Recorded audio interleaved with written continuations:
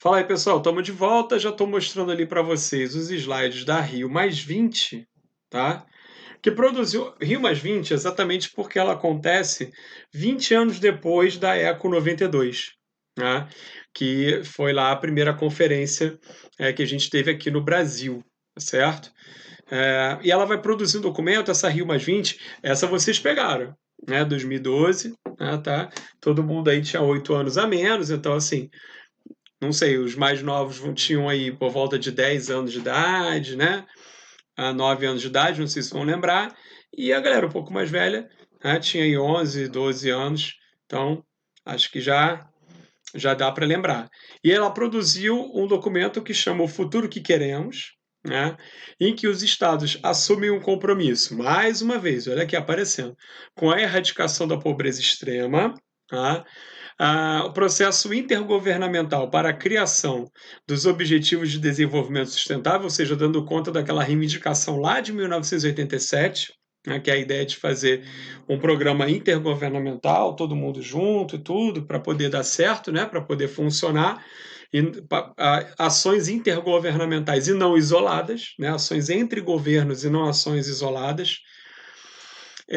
Aqui, ó, a criação do Fórum Político de Alto Nível sobre Desenvolvimento Sustentável. Repara, vão sendo criadas instituições, vão sendo criadas aí grupos de reunião, grupos de trabalho, né, sobre questões específicas, sobre pontos específicos aí, né, para justamente tentar tornar as coisas mais eficientes, tentar fazer as coisas andarem. Né? E, por último, incentivo ao fortalecimento do Programa das Nações Unidas para o meio ambiente. O que vai acontecer aí na verdade, é uma ratificação de tudo o que já vinha sendo feito, só que agora mais sistematizado, mais bem organizado, criações de comitês, organismos mais específicos para poder fazer as coisas andarem. De qualquer maneira, dá para perceber que essas questões ligadas ao clima, elas não andam com a urgência que deveriam, né? E a questão é essa, as pessoas não levam muito a sério, né? Os líderes, as grandes lideranças, e as pessoas comuns mesmo, né? Quando a gente vai falar de questões ambientais, normalmente as pessoas veem com uma vontade, né? Assim, as pessoas acham, o sujeito é chato, vai falar negócio de meio ambiente, tudo, então desdenha, né? Coloca-se meio de lado, ou discute-se como uma coisa menor e tudo. Ninguém dá muita bola para a questão ambiental. Tá? Até ela se transformar efetivamente num problema que está na sua porta. Eu sempre falo, quando a Conlurb resolve fazer greve aqui no Rio, né? Ou a coleta de lixo não acontece por algum motivo, ou quando chove muito e aí o lixo toma conta das ruas, aí as pessoas. É um momento em que as pessoas começam a falar, né, de questões ambientais e tudo, mas isso é muito efêmero. Né? Rapidamente as pessoas já parece que esquecem e fica deixado de lado e ninguém mais discute. Né? Isso acontece aqui no nosso âmbito, no dia a dia, aqui no Brasil, mas acontece também a nível internacional, tá certo? Infelizmente, as coisas, né, caminham, né, a passos muito lentos, né, e a passos de cágado, infelizmente. Enquanto isso, né, a temperatura do planeta está aumentando, enquanto isso, as chamadas. Aí, quando acontece um alagamento, um forte alagamento, quando acontece tufões, furacões, ciclones, eles chamam de catástrofe natural. Né? Isso é um termo, eu odeio esse termo, porque não é catástrofe natural, é um evento climático, um evento meteorológico que aconteceu, como muitos que já aconteceram no planeta Terra, e se nos atingiu é porque a gente não se cuidou, né, na maior parte das vezes o suficiente para isso. Bom, vamos falar do Acordo de Paris, que vai acontecer, vai ser assinado em 11 de janeiro de 2015, né, na Conferência do Clima que aconteceu em Paris na época. Depois que o protocolo de Kyoto foi criado, né, ah, começaram a se fazer reuniões mais frequentes, né, com relação ao clima. E começou a se fazer reuniões anuais. Né? Então, essa aqui foi a COP15, né, e a ideia do Acordo de Paris entrar em vigor é agora, né, 2020, certo? Então, ó, as diretrizes do Acordo de Paris, né, as principais. Manter o aquecimento global muito abaixo de 2 graus Celsius, né, buscando ainda esforços para limitar o aumento da temperatura no máximo 1,5 grau, né, acima dos níveis pré-industriais. Então, é a meta isso, tá? A meta é ambiciosa. Os países desenvolvidos deverão investir 100 bilhões de dólares por ano em medidas de combate à mudança do clima e a adaptação em países em desenvolvimento, né? Isso tudo está lá, né, nos Acordos de Paris. E, segundo o secretário-geral da ONU na época, que era o Ban Ki-moon, né, o coreano, isso aqui é ele que vai dizer: o Acordo de Paris prepara o terreno para o progresso na erradicação da pobreza. Repare, de novo aparece aqui a questão da pobreza. Fortalecimento da paz e garantia de uma vida de dignidade e oportunidade para todos, né? Bom, aqui no Brasil, hoje em dia, um discurso como esse é tido como comunista, né? Porque falar em paz, garantir dignidade e oportunidade para todos não está na moda aqui no Brasil. Mas percebam que, né, de novo aparece aqui a questão da pobreza. Eu gosto de insistir nisso, porque a gente precisa ter essa visão um pouco mais ampla com relação às conferências do clima, e a gente precisa entender que a pobreza é vista como um problema, tá? Inclusive ambiental, um problema que vai causar repercussões, inclusive, no meio ambiente, tá? Desde a primeira conferência, lá em 72, vai aparecer, essa questão da pobreza como um problema para cumprir as metas ligadas ao meio ambiente. Aqui no Brasil a gente tem, e mais especificamente aqui no Rio de Janeiro, a gente tem exemplos, assim, aos montes disso, tá? Nas comunidades, se a pessoa não tem, tá, o mínimo de dignidade, certo? Você não pode exigir que a pessoa, né, tenha lá a educação de não jogar lixo na rua, de não jogar as coisas no valão, e como é que, se a pessoa não consegue ter recurso para viver de maneira digna, com saneamento básico, tá, como é que a pessoa vai cuidar do resto, né? Não é muito fácil, não é verdade? Então, bom, vamos olhar aqui o mapa de emissão de gases do efeito estufa, certo?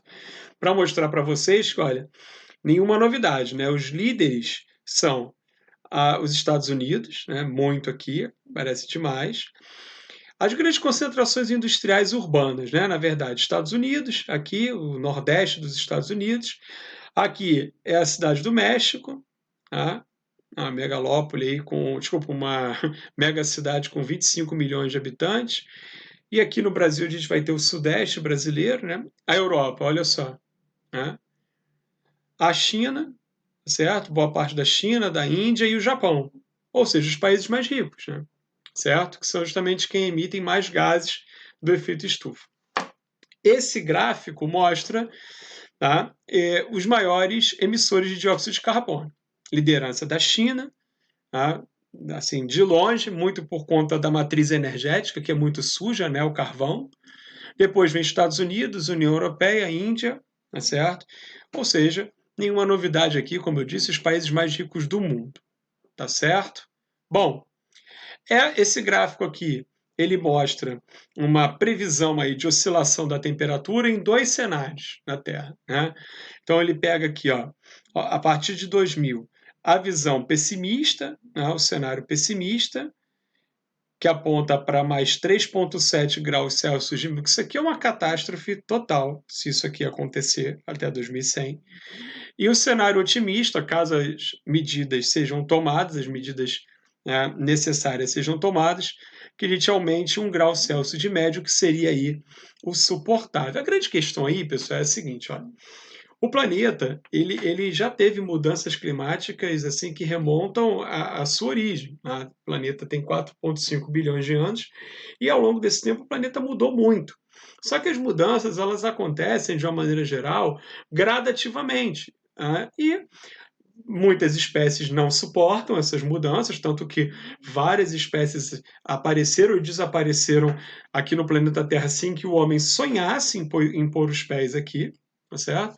E, bom, e aí o planeta foi ficando cada vez melhor para que mamíferos como os seres humanos passassem a viver bem aqui.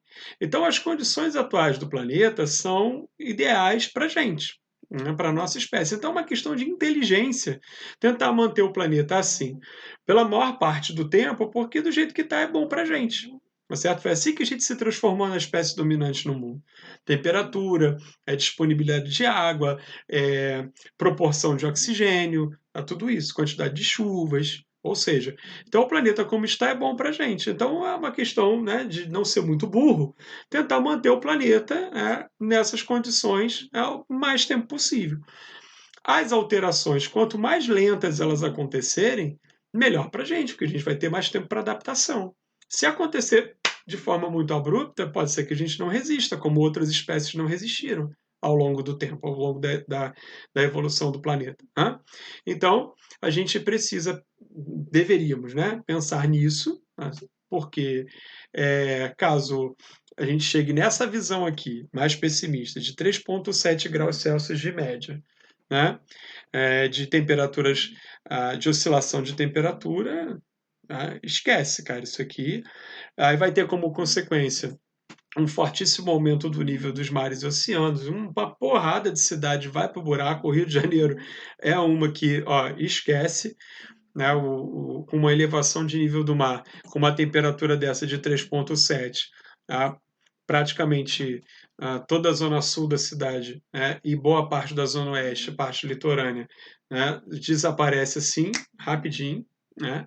E não estou falando do Rio de Janeiro, mas várias cidades no mundo, vários lugares do mundo vão ser impactados. E aí eu estou falando só de um problema, que seria o aumento, do nível dos mares e oceanos, fora vários outros, que podem vir juntos, como secas, como aumento da temperatura efetivamente, né, o aumento do calor de maneira mais efetiva, a destruição de biomas, de ecossistemas, enfim. E aí a gente pode ter mais dificuldade para produzir comida, mais dificuldade para obter água potável, ou seja, o pior dos mundos, né, o pior dos cenários, tá certo? E as pessoas negam, né, muita gente infelizmente nega que isso pode vir a acontecer, até brinca, né, faz até brincadeira com isso. Bom, como eu disse, até o momento em que elas forem efetivamente atingidas, aí as pessoas, né, talvez comecem a levar isso a sério, tá certo?